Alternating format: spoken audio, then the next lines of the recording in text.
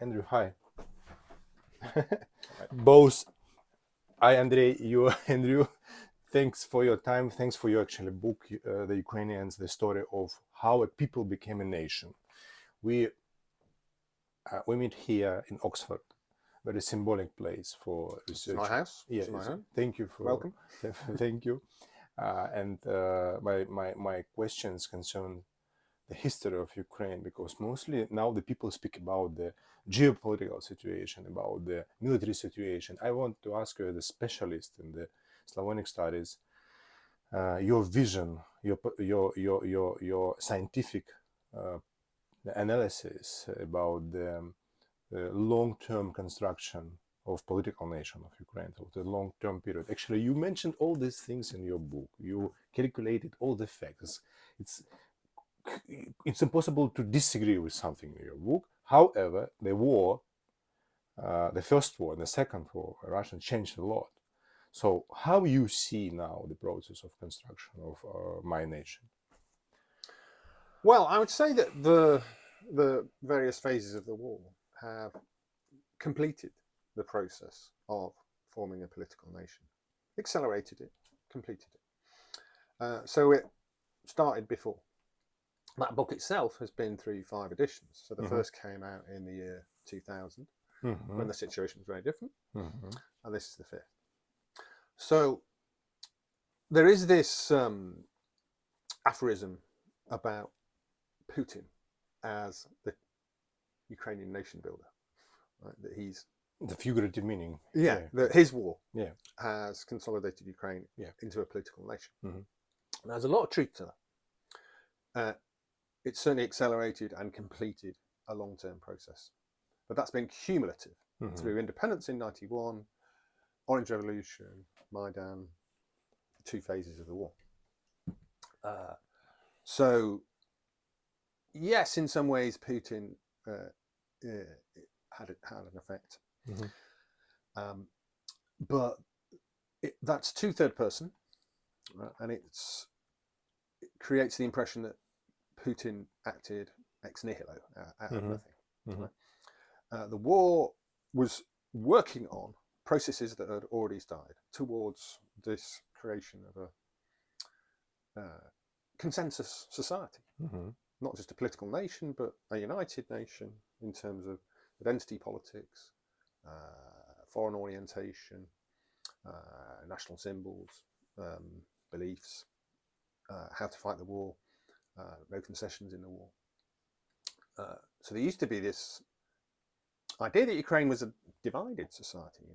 I would never have said that. I mean, the first edition says that Ukrainian independence was somewhat unexpected, in part because of the collapse of Soviet power, but also because of local efforts towards independence. But Project Ukraine in the 90s was incomplete. Right? It was ongoing, but it was kind of blurred around the edges. But that's gone, right? So previously soft, if you like, Ukrainians now buy into Ukrainian identity. So one thing you can say about Putin, would be creator of the Russian world, Ruski Mir, is that he's done the opposite. There were, at the time of the last Soviet census in Ukraine in 1989, there were more than 11 million people identified as Russian in Ukraine, almost 22%. I haven't had a census since 2001, but surveys show that that figure is now less than 3%. Right, so Putin has lost 10 million Russians in Ukraine. Rather, those people now identify as part of the Ukrainian political nation. Right, we can see that very clearly in terms of sociology, this 80-90% society. But a political nation still needs politics, and it still needs a civic, a strong and active civic society. So the creation of a political nation in Ukraine isn't complete when you don't really have politics at the moment. Elements have come back. They came back pretty quickly as people came back, and elements of political life returned from summer of last year, really. But Ukraine can't really have elections. That's the norm in wartime. We didn't have them in Britain between 1935 and 1945. We couldn't. There was no question that we should. You try and keep politics alive in wartime, but elections are difficult. So there are other things to do to complete that process of creating a political nation. But what Ukraine is pretty much on the way. What are these? I know that it's complicated to say it briefly. However, what are the main guidelines, the essential things, basement? I don't know, which we have to do for future construction of political nation. Civil society, self-organization of civil society. We already have it because the Putin miscalculated the capacity of the self-organization of Ukrainians during the first week. It's okay. So what next? What else? Most of the elements are there, but they need to operate in a post-war scenario. So yes, civil society is strong, but we need to, and the prospects for post-war partnership between civil society and the polity look good. And there are good positive trends in negative areas, like the influence of oligarchy, where oligarchs have lost a lot of their physical assets and their main political assets as well, particularly mass media, that's now corralled into the united narrative. Other good things are ethnic partnership. You have this very strongly established idea now that Ukrainians are Ukrainians, Crimean Tatars are Ukrainians. Crimean Tatar Ukrainian partnership is the basis of Crimea's future. Crimean Tatars themselves are a civic or political nation made up of many, many elements within Crimean history. Another thing that's there is without getting too academic, political scientists often talk about what's in the box.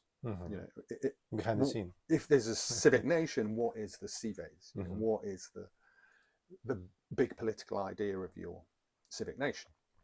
Scandinavia, it might be the welfare state. In America, it's a pluribus unum.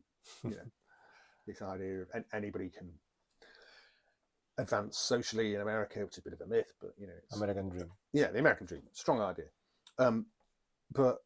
And you might have said the box was a bit empty in the 90s and the noughties. But you've had the Orange Revolution, you've had Maidan, and you've had the war. Right? So Ukraine now knows what it is and what it's fighting for. So the cives is well defined. So in all of those areas, I think the prospects for a healthy civic post-war Ukraine are pretty good. But Russia is a spoiler power, as we know.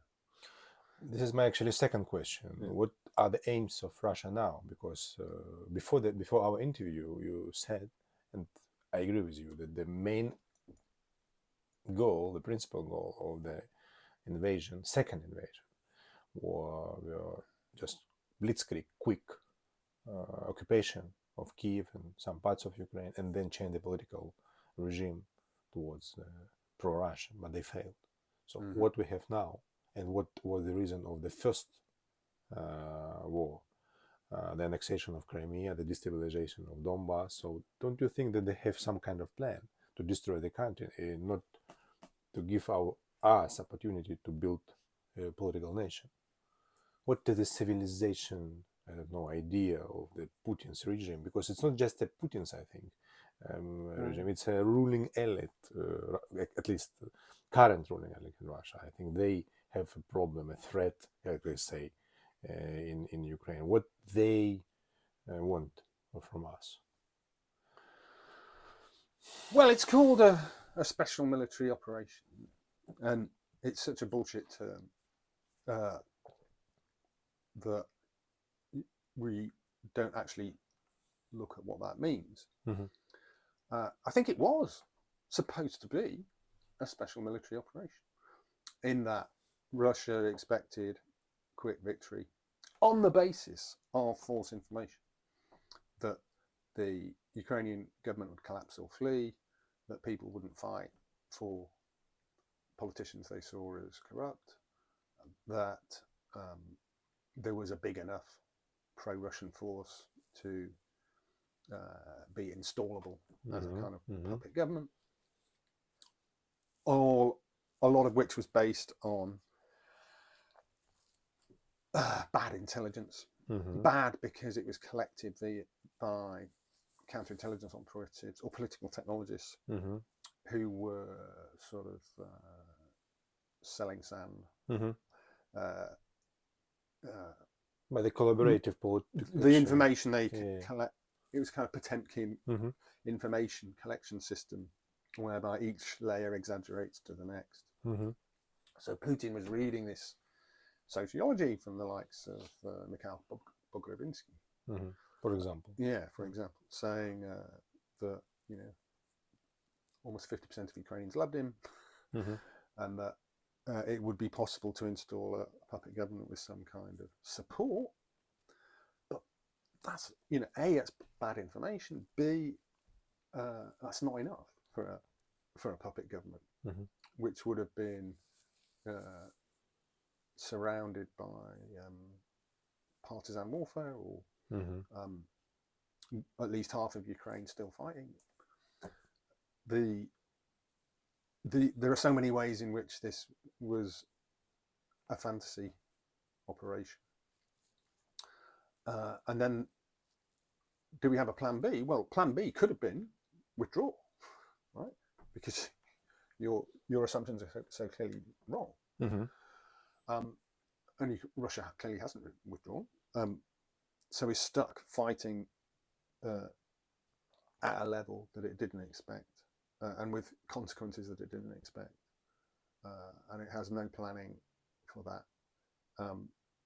In terms of the original plan A, what they have is destroy Ukraine, make the state dysfunctional,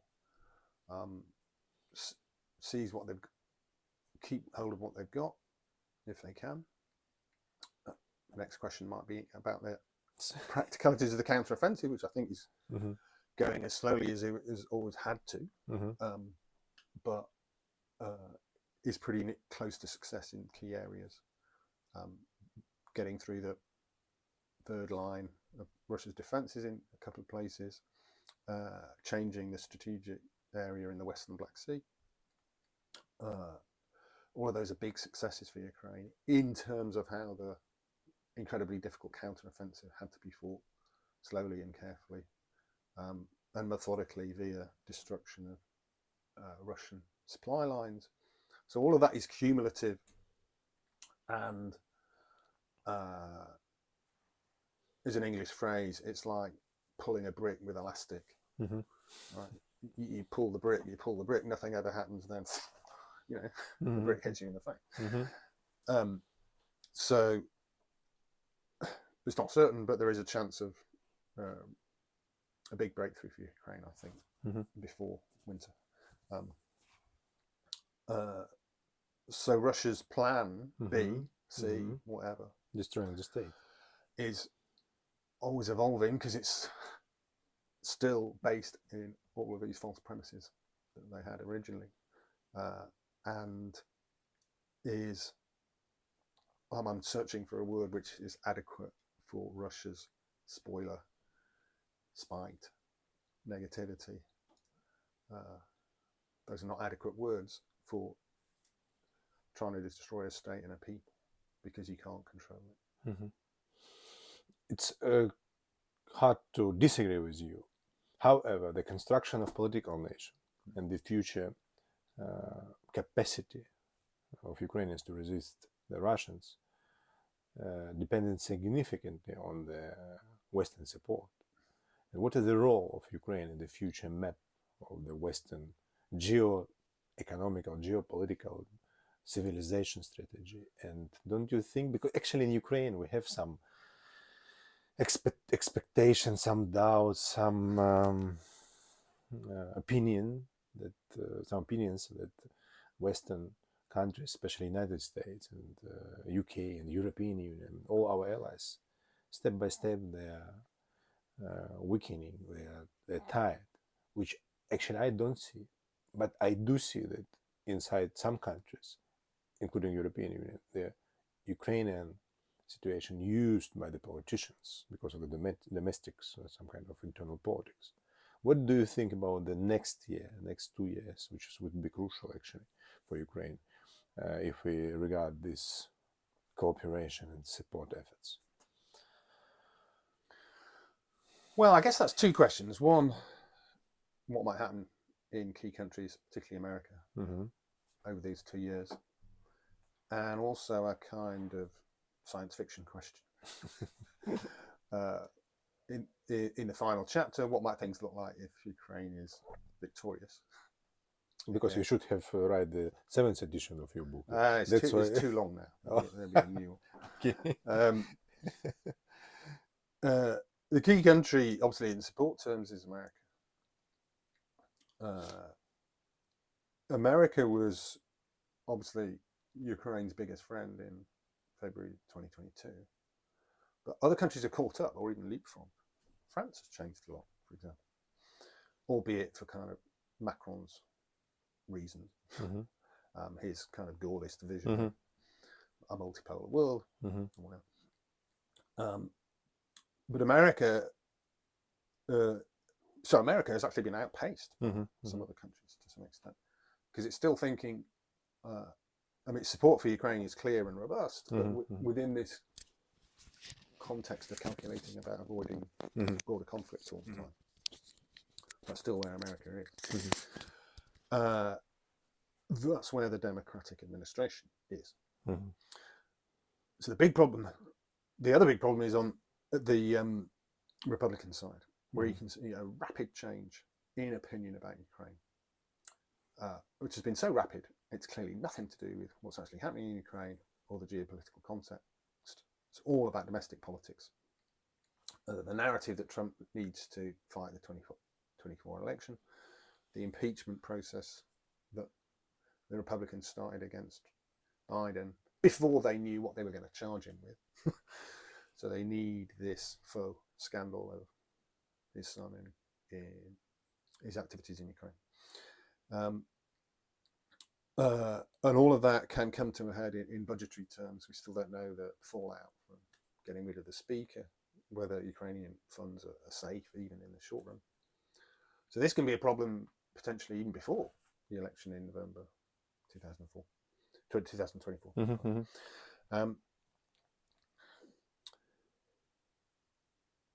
But most countries are pretty robust. America is pretty robust, despite one half of the country changing its mind. UK has an election next year. So let's turn that into a fantasy question then about Ukraine's future after victory. I would like to see Ukraine in NATO. NATO would be stronger with Ukraine.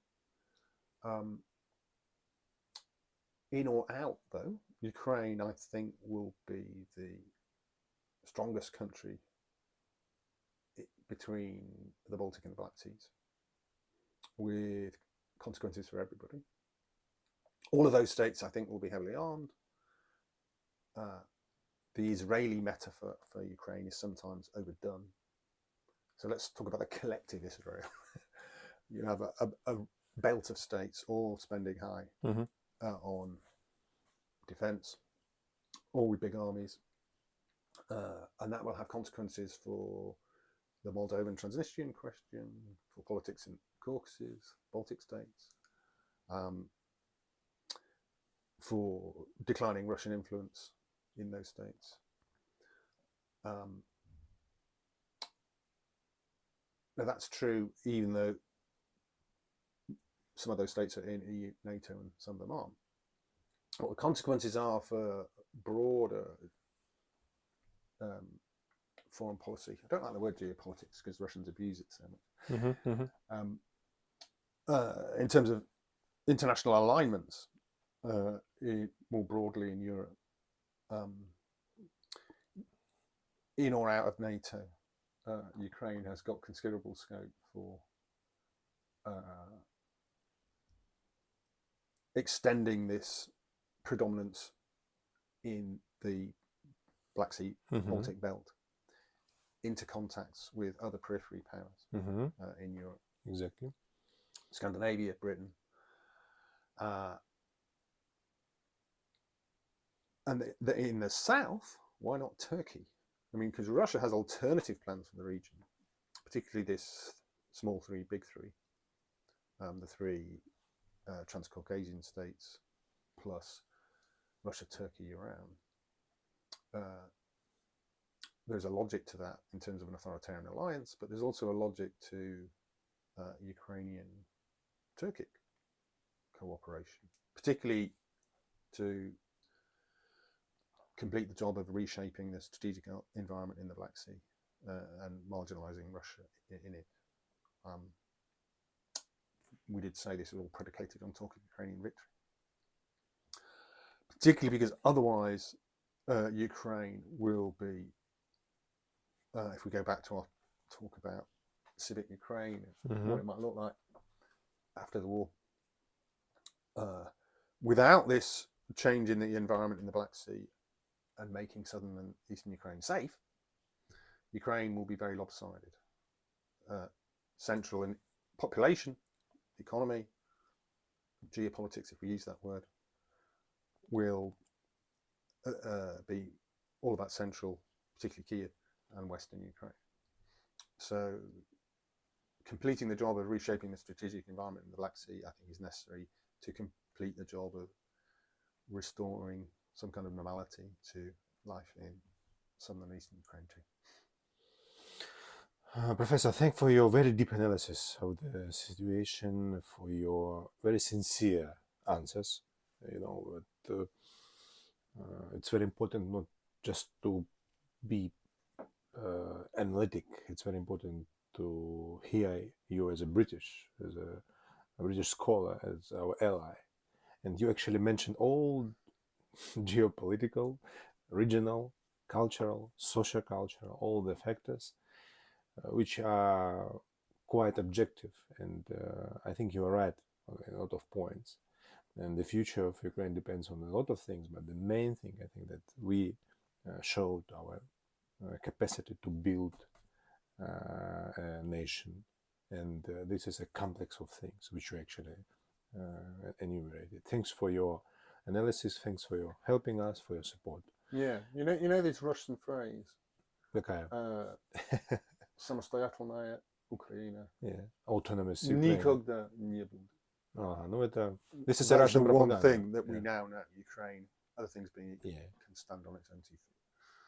Exactly. We proved it. Thank you. Thank you very much.